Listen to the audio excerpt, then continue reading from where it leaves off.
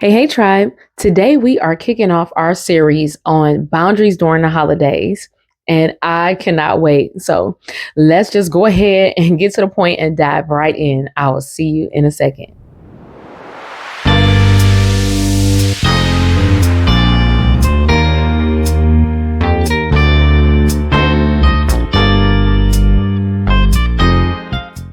So let's dive right in. In this series, I wanted to discuss boundaries during the holidays because a lot of times during the holidays, some people really dread the holidays, especially getting with family members and friends, or even being in the workplace because they want to do potlucks and a whole bunch of stuff you don't want to do. It can make it very difficult trying to really enjoy yourself during the holidays. And whether you celebrate or not, this is still a time that you want to start digging in deep and figuring out what are the boundaries that I need for myself? What are the boundaries that I need from my spouse or my significant other? What are the boundaries I need with family and friends and in the workplace?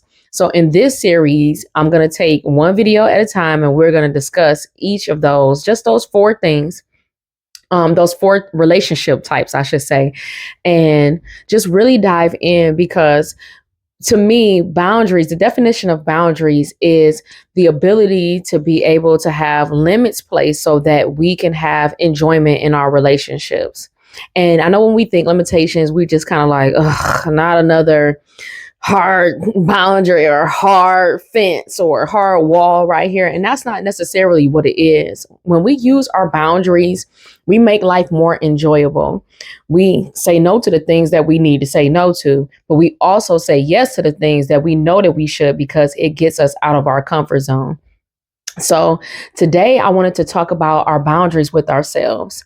Now, over the course of these videos, I'm not going to do like I did with the self-awareness ones where they were every day. But what I'm going to do is on my regular recording times, well, my regular airing times, we're going to go ahead and talk about these things. But in between, I still want to have some fun because it is the holidays. And this is not meant to be a hard subject or something to dread or another thing to do. But really, I want you to really dive deep, actually do the work and have enjoyment in this because for me, this is my favorite time of the year. I love Thanksgiving and Christmas and ringing in the new year and stuff like that because this is the time for me to unwind, to get rest, to enjoy family and friends, and also to prepare myself for what is to come because like I've talked about the seasons before, this is the winter season. So in the winter season, I firmly believe that you should be resting, you should be reflecting and taking your time and just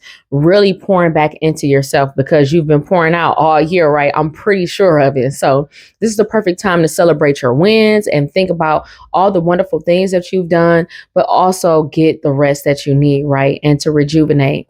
So the whole purpose of this is to make sure that you're not only enjoying yourself, but you are enjoying yourself while you're with others, that it's enjoyable and that you're not forcing yourself to do something that you don't want to do or to be in a place that you don't want to be in just for the sake of keeping the peace or anything like that.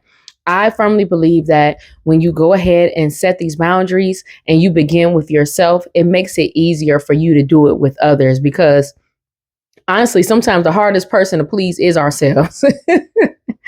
We are often always so concerned about everybody else, but I firmly believe that when you put yourself first and you love you first, you will love other people as you love yourself. So when you're disrespectful to yourself, you're going to be disrespectful to others. If you are resentful with yourself, you're going to be resentful towards others. And we want to enter this holiday season in love and treating people in a loving way, but also keeping our boundaries. And sometimes that may mean stepping away because I love you. So let's dive into a couple boundaries that you should be setting with yourself. Number one is having boundaries with your money.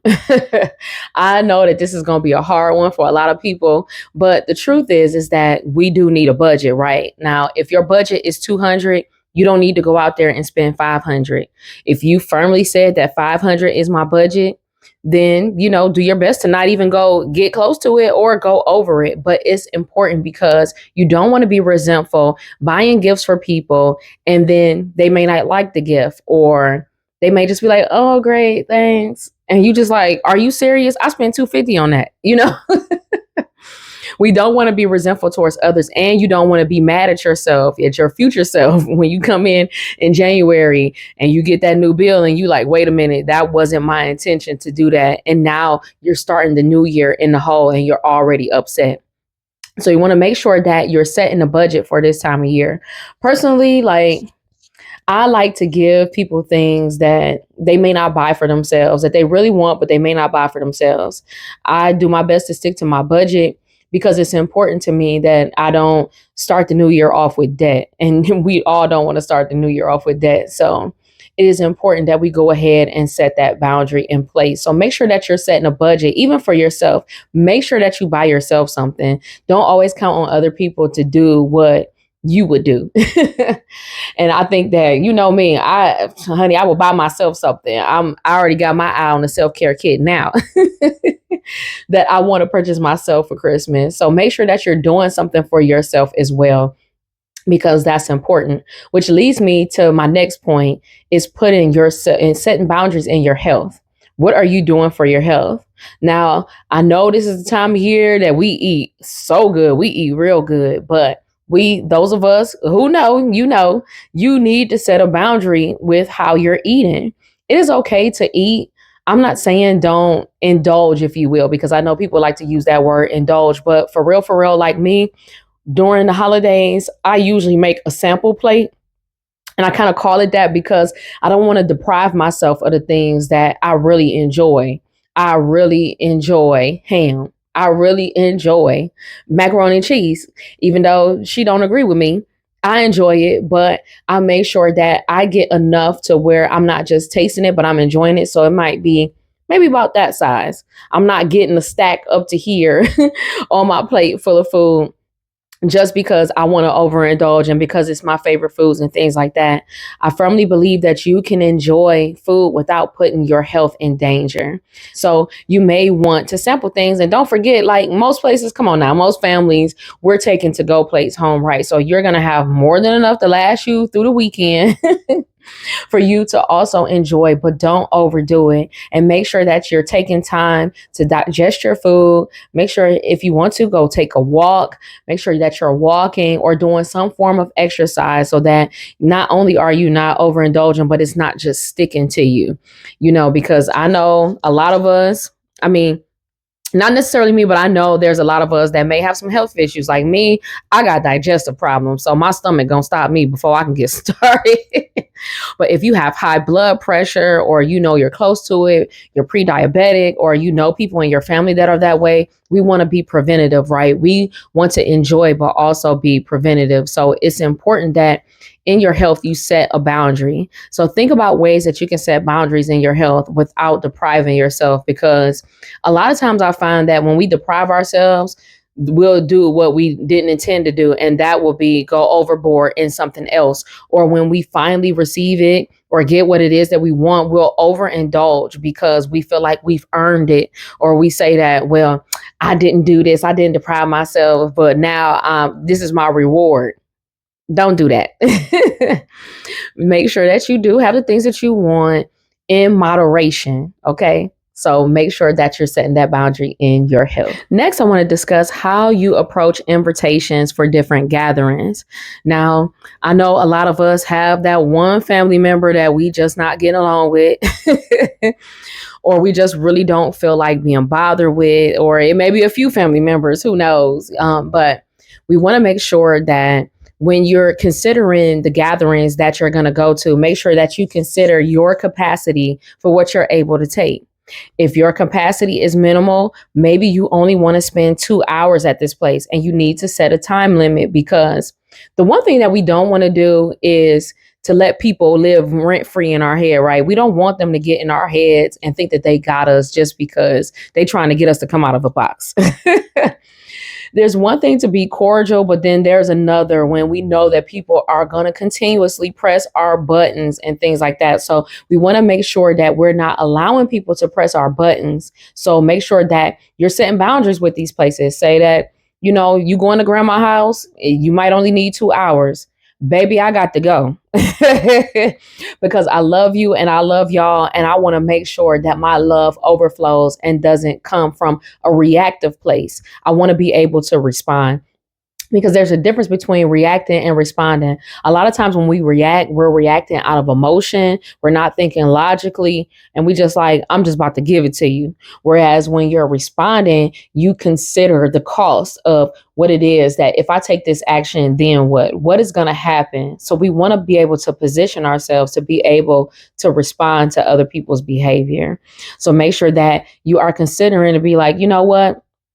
30 minutes tops. And make sure you know that whoever you with, that they know that that's what you're doing. And if need be, go ahead and drive yourself. If it becomes a problem and you know that it's going to be an issue and this is a constant thing every year, then go ahead and drive yourself so that you can leave when when you are ready to leave. You can go ahead and leave and you're not waiting for someone else. And if you're going with your significant other, I'm gonna dive deep into that in the significant other and your spouse boundary section. But make sure that you let them know what your intentions are, because they don't want to see you hurt. And the same thing for them. You don't want to see them hurt, honey. Let me tell you, if I feel some type of way about you dealing with my husband, baby, watch out. And because I know that about myself, I will let my husband know, look, we can't spend no more than this amount of time here because I might pop off. She a little bit, she a little off.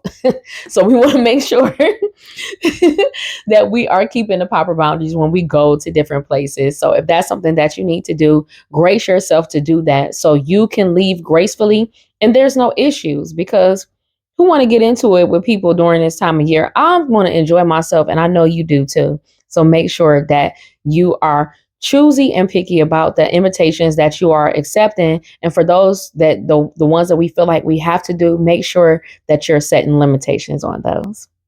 Lastly, I want you to take care of yourself during this holiday season.